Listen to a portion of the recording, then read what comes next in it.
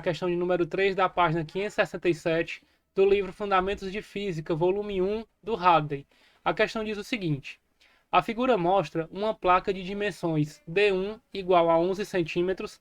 Então vamos começar já separando essas informações para que a gente possa utilizar ao longo da resolução. Então a primeira informação é a medida de D1, que é de 11 centímetros. D2 é a outra informação que ele fornece, de 2,80 centímetros.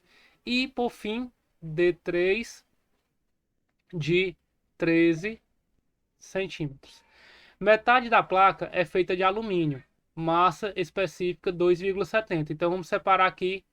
Nós vamos ter aqui que a massa específica, ou também chamada de densidade, no caso aqui, como é um bloco maciço, homogêneo, em se tratando só de cada parte de cada material, então nós podemos chamar de massa específica ou densidade, de 2,70 gramas por centímetro cúbico, tá?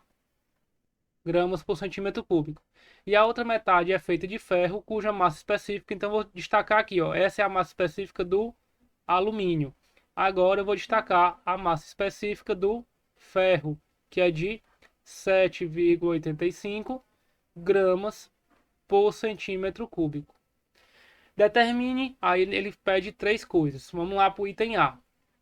O item A, ele quer que a gente determine a coordenada X, no item B a coordenada Y e no item C a coordenada Z do centro de massa da placa. Então nós vamos ter que encontrar as coordenadas do centro de massa.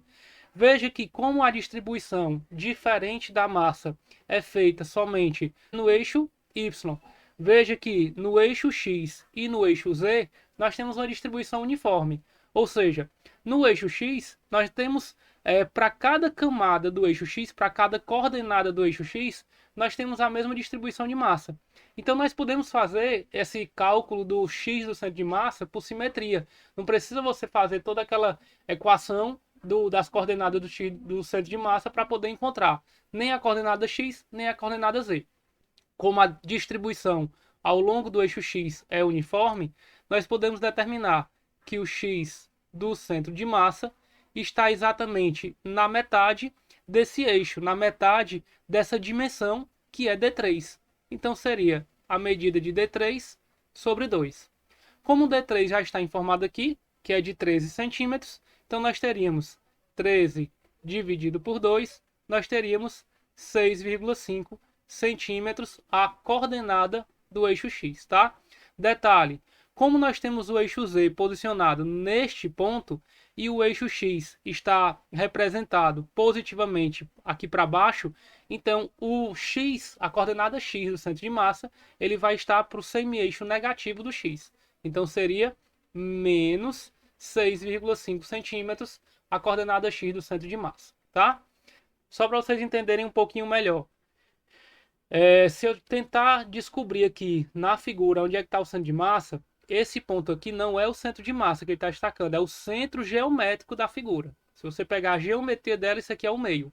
Como a massa do objeto está mais distribuída, digamos assim, para o lado do ferro, o ferro tem uma densidade maior do que o alumínio, então o centro de massa ele vai estar deslocado mais para o lado do ferro. Não vai estar exatamente no meio, porque o alumínio também interfere, mas aqui ó, é o centro de massa do ferro, aqui é o centro de massa do alumínio, e como o centro de massa do bloco todo não está no centro geométrico, está mais deslocado para o lado do centro de massa do ferro, ele vai estar aqui em algum ponto nessa região, entre o centro geométrico e o centro de massa do ferro. Então, vamos colocar aqui como se ele estivesse nessa posição. Veja que ao longo do eixo X, ele está exatamente na metade dessa dimensão. Ao longo do eixo Z, já estou antecipando aqui o item C, a mesma coisa, também na metade dessa posição, tá?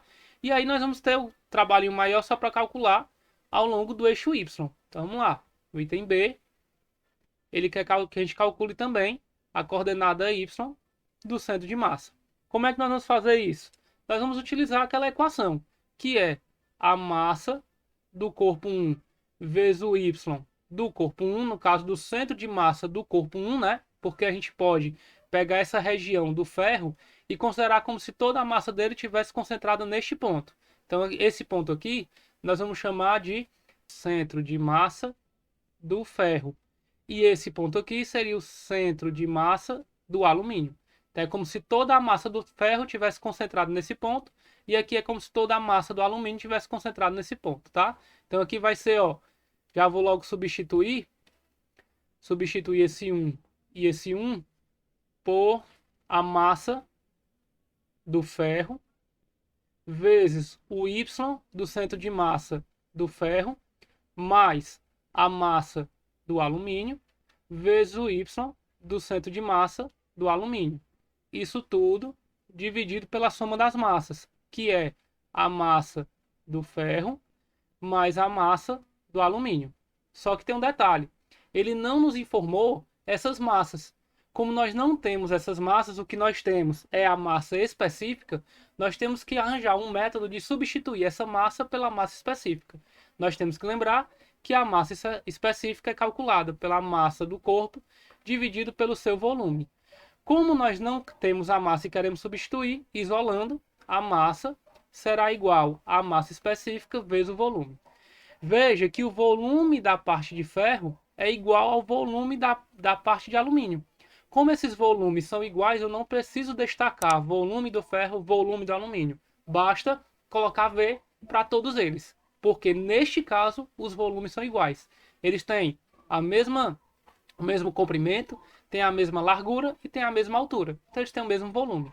Então a massa do ferro é a massa específica do ferro vezes o volume. A massa do alumínio é a massa específica do alumínio vezes o volume.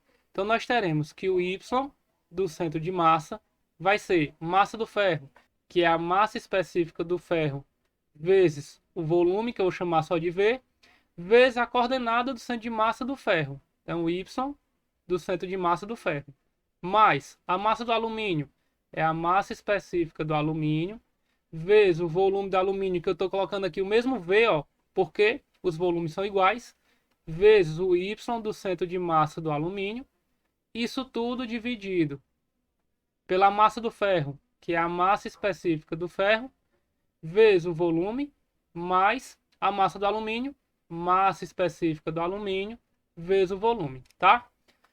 Então, dando continuidade aqui à resolução do item B, nós vamos ter, substituindo os valores, a gente pode perceber que esse V está se repetindo nessas duas parcelas, então a gente pode colocar em evidência, assim como também ele está se repetindo nessas duas parcelas. Colocando o V em evidência tanto no numerador como no denominador, a gente já pode simplificar para que diminuir os passos da nossa resolução.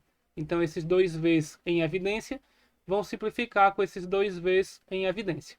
Aí vai ficar, pessoal, simplesmente que o Y do centro de massa é a massa específica do ferro, 7,85, vezes o volume do ferro. Veja que como está tudo em centímetro e a massa específica em grama por centímetro cúbico, não precisa transformar nenhuma unidade. Como é que a gente faz para calcular o Y do centro de massa do ferro? O Y do centro de massa do ferro está exatamente na metade dessa dimensão, que é o D1. Como o D1 é 11 centímetros, a metade é 5,5. Mais a massa específica do alumínio.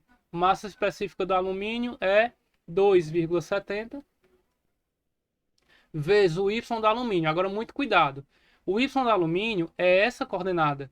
Veja que nós temos todo o D1 mais a metade do D1. Se o D1 é 11 mais a metade, 5,5, então dá 16,5 centímetros. Isso tudo dividido pela soma das massas específicas. 7,85 mais 2,70, tá? Agora, o Y do centro de massa, ele vai ficar igual a 7,85 vezes 5,5 dá 43,175. Vou pôr aqui 43,2. 43,2 mais 2,7 vezes 16,5 dá 44,55, 44,6. Isso dividido por 7,85 mais 2,7, 10,55, 10,6. E aí nós vamos ter como resultado 43,2 mais 44,6 dividido por 10,6, 8,28, 8,3. 8,3 centímetros é a coordenada y do centro de massa desse bloco, tá? Como vocês podem observar, se o D1 mede 11 centímetros, a metade é 5,5, então o centro de massa do ferro está aqui na coordenada 5,5. Entre 5,5 e 11, exatamente no 8,3, está o centro de massa de todo esse bloco, ok? Então tá aí a resposta do item B. Vamos agora para o item C. O que é que ele pede? Ele pede a coordenada Z do centro de massa. Da mesma forma que o X ele está distribuído uniformemente ao longo desse eixo, no Z também. A distribuição não uniforme ocorre apenas no eixo Y. Então, para a gente calcular o Z do centro de massa, basta a gente pegar a dimensão que se encontra no eixo Z, que é a dimensão D2, e encontrar a metade dela. Como D2 é 2,80, então o Z do centro de massa será a metade de 2,80, que é 1,40 centímetros, tá? Então tá aí a coordenada do eixo Z. Com isso a gente conclui aqui a resolução dessa questãozinha, questão 3 da página 567 do nosso livro.